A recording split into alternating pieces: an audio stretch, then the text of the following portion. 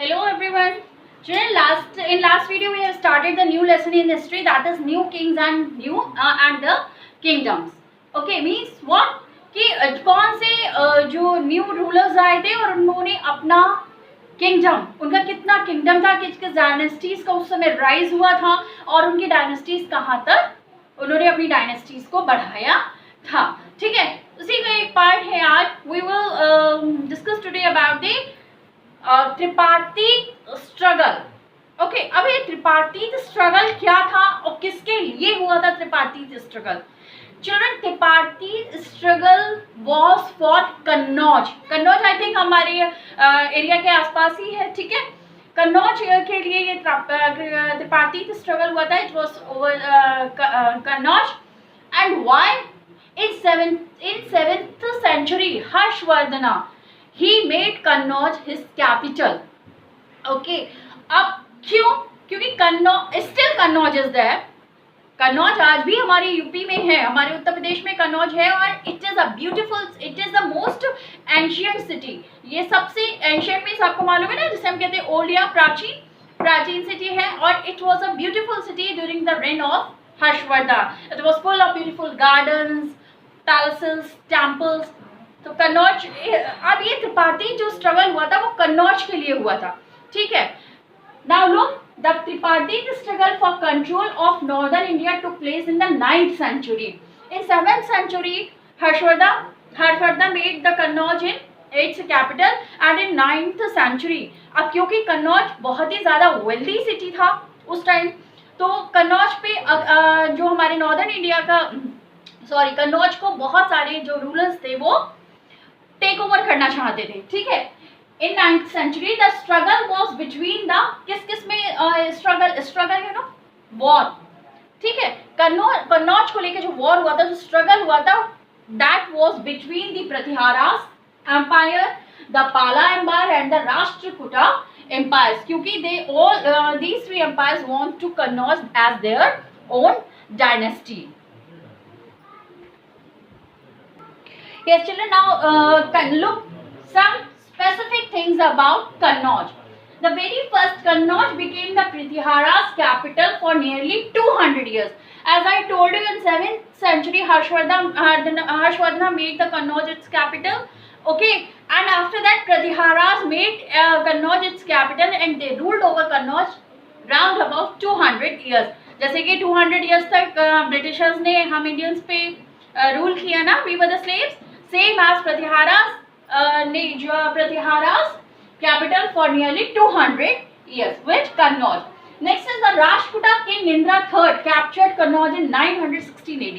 After Pratihara's, Rashtrakuta captured Kannauj in 916 AD. Then 1013 AD, the town was captured by Mahmud of Ghazni, the first Muslim ruler. Okay, now again have a look.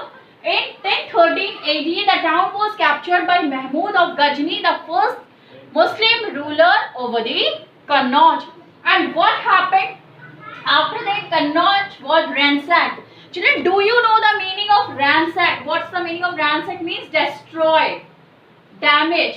Okay, मतलब कन्नौज इतनी बुरी तरह बर्बाद हो चुका था. मैंने आपको कन्नौज की ब्यूटी के बारे में बताया, that it was very wealthy and full of beautiful temples, garden, places, but Kannauj was ransacked again in 1194 AD by Muhammad Ghori. Mohammad Ghori ने कन्नौज को पूरी तरह बर्बाद कर दिया, कुछ भी नहीं छोड़ा. जो अपनी ब्यूटी के लिए कन्नौज इतना फेमस था, मोहम्मद गौरी ने उस ब्यूटी को खत्म कर दिया. And after this Kannauj has never since recovered it's important. और जब मोहम्मद गौरी के ऐसा करने के बाद क्या हुआ, कन्नौज कभी भी अपनी ब्यूटी को, अपनी वेल्थ को वापस नहीं रिकवर कर पाया. मतलब Kannauj is as simple city just the other cities. So this was the tripartite struggle over the Kannauj.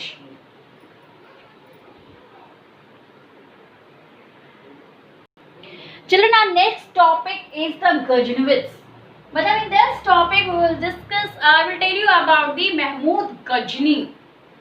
कौन था महमूद गजनी, क्या उसकी डीड्स थी, what he did in our country.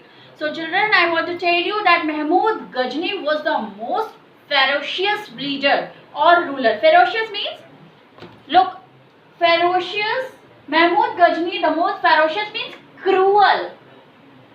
बहुत ही क्रूअल रूलर और लीडर था महमूद गजनी, और उसने सिर्फ हमारी कंट्री को बर्बाद किया महमूद गजनी में, और कुछ नहीं किया.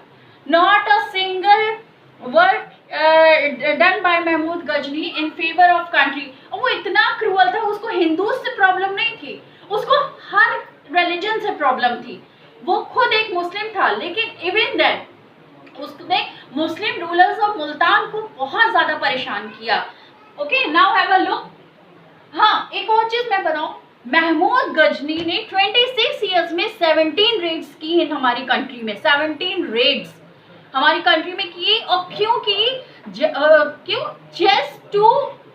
Just to stole the wealth of our country, and his main motive is to destroy the richness and the beauty of the temples of our country. और वो क्या करता था, जो हमारा उसका मेन इशू क्या था, हमारी कंट्री के जितने टेम्पल्स हैं उनको बर्बाद करना, उनकी वेल्थ को ले लेना, and he use that wealth to beautify the mask.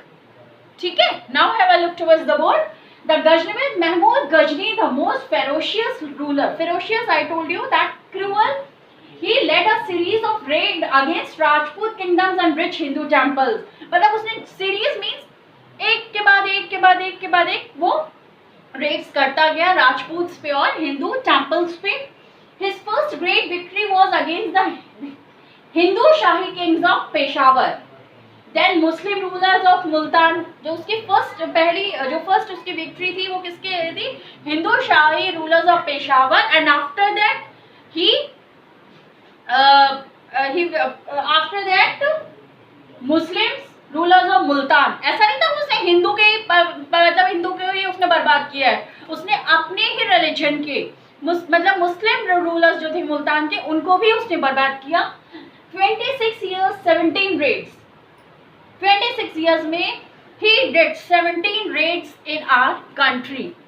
Okay, and most daring raids were against Kannauj in 1018 AD.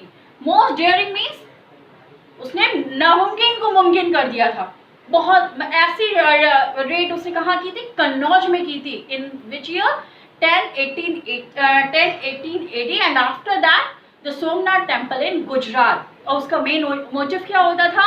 Hindu temples का डिस्ट्रॉय करना, हर रूलर पे से वॉर करके उसको अपने उसको स्लेव बना लेना और उसके किंगडम पे रूल करना, एंड अपनी मॉस्क को, अपने जो मुस्लिम रिलीजन से रिलेटेड जो भी चीज़ें होती थी उनको ब्यूटिफाई करना. This was the motive of that Mahmud Ghazni. Okay, so here students, this topic is over today. Clear? Now I'm ending my video also. What I discussed today, we have discussed about the Tripartite struggle and the Mahmud Ghazni. Okay, now I will send you the question answers related with this topic in the form of PDF.